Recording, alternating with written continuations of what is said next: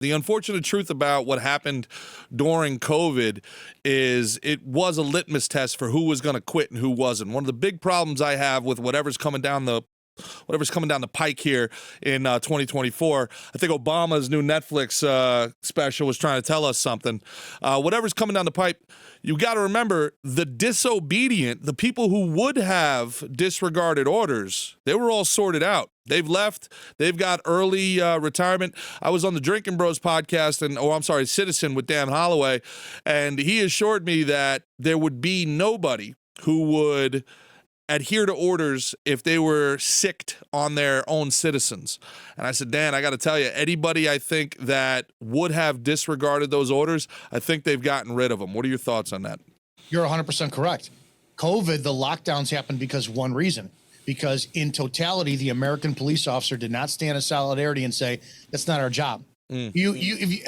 I'll judge them, right? Because of anything I call cops out on, I did at one point. When this first came out, a couple of years ago, and I said, how many of you are still enforcing these mask mandates? You would see guys who commented and then blocked me after I said, did you just see what you just wrote? And they would say, oh, you're not a cop anymore. You don't know what it's like to have to feed your family and this and that kind of shit, worry about a paycheck. And I just went, you just literally put that on a public Facebook page. And you'll see guys who they're going to be command staff's favorites by doing exactly what they're told. They're not going to give up a paycheck to go back and be unessential employees who were dismissed. So sadly, if cops stood up and they had said, hey, you know what, here's a village hall meeting and the mayor says, I want anybody wearing a mask removed. And they had said, no, not going to do that. If the grocery stores had said, hey, we got a guy in here who's now wearing a mask, and the cops show up and went, that's not our problem. Yeah. The lockdowns wouldn't have happened. They wouldn't have happened. The cops were the reason that the lockdowns were so effective because people are afraid of what's going to happen with police. And I think it's going to be worse next time around because of exactly what you said. They got rid of the seasoned guys, and you got these kids who are, you got TikTok cops. Yeah. Let me dance. Let me show off my tits and my bikini and all this stuff. And this is what we have on our streets. We are It's remarkable that you say that too. I feel like I'm getting old, but I'm walking down the streets in New York and I'm sitting here going like, man, these are kids. These are kids, or these are women that are fatter than me. I feel like I could kick the shit out of every cop on the street now. There used to be a cop, you'd be like, hey, a guy would say something, he wouldn't have to do something because, he said something and it meant something. It's like, hey, knock it the fuck off. And that implication was enough. Our fuck around to find out was getting dangerously close. Now, it's like, what the fuck are you going to do about it? Like, you shut the fuck up. There's no way to respect somebody like this.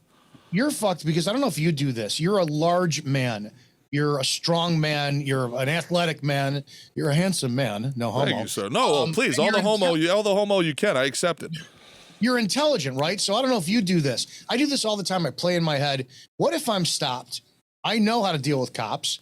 And I play that game all the time where I could actually feel my blood pressure rising going, what's going to happen the day that one of them wants to put me in handcuffs or something stupid? Am I going to resist? And I know that they can't take me into custody. So is the cavalry going to show up and 20 guys on scene are all going to just make me look like an aerated lawn afterwards? We are so fucked with the quality of officer on the street right now who can't do their job. They're not allowed to. They do not know how to talk to citizens. How many of them you see under First Amendment audit videos, they don't even know what the Constitution is or what they're allowed to do. Yeah. And then when they do it, they see somebody like you, they're going to escalate force because they're automatically terrified.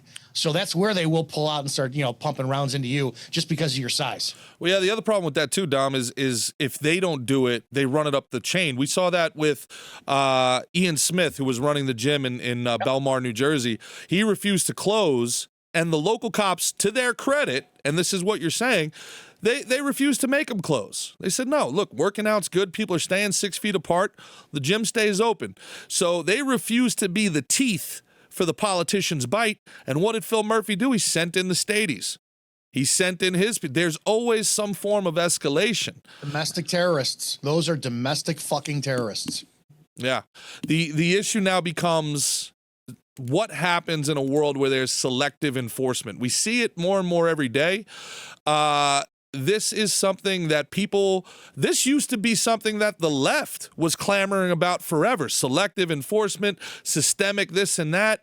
Now we're seeing and they're being blatant about it, there are laws that are being enforced. There are actual activist DAs that are creating new reasons to indict people. Trump has 90-something indictments. There's not a single person in the Jeffrey Epstein trial that's been indicted. The only people on earth that traffic children to nobody. Now what we have is a situation. Done Right podcast talked about this. I want to give them credit. And this is on if you guys go to at Gerard DGAF on Instagram and on Twitter, I reposted it. It's the opening scene from The Godfather, where the whole reason that the baker goes to Don Corleone is he tried to do the right thing. I brought this to justice. I tried to be a good American. I bring this to the police. And they laugh at me. They suspend the case. They let them out the same day. You're going to have the same thing here. You're going to have vigilantism. You're going to have hyper-tribalism. If the system doesn't represent everybody, it represents nobody. And that's a fucking recipe for disaster. And we're part of that problem. I had an argument this morning on my show where I talked about how everybody's so focused on Washington, D.C., right? Nobody focuses on local. For the first time, I put my money where my mouth is last night, and I went to my village hall meeting. I live in a town of nearly 60,000 people in Cook County, Illinois, second largest county in the nation. And there were 12 people in the audience, and they were all employees of the village. And I was the only citizen. Now, granted, maybe people were watching on Zoom because it was televised, but if you think what's happening to Trump is isolated, they're going to be doing it to you on a local level. Oh, yeah. Yeah. It's insane, but we don't want to focus on that because that requires us actually acting instead of just sitting back and letting Daddy Trump take care of it. Well, the sad thing about that too, though, brother, is that you go to 2 or 3 more of those meetings, you're going to end up on a list. Oh, 100%, 100%. I was surprised nobody recognized me because I talked to the mayor a couple times when I ran for sheriff, but I know it's going to happen. And I sat away from everybody else, but I'm like, you know what, accept it now. So might as well, I don't know what my fate's going to be, but it's going to be something. It's got to be, and the thing is that people keep talking about, one of the big songs, try that in a small town. Bro, they don't have to. They don't have to come to a small town. Everything happens in the cities. They're going to starve you out. They're going to let you die out. They're going to indoctrinate your kids in these college commie camps. They're going to take all your money via taxes, and it's going to be legal. There's no such thing as try that in a small town. They're not going to march through the holler. It's going to be gone, right? We've ceded too much ground. The amount of effort it's going to take just to get things back to where they were 10 years ago.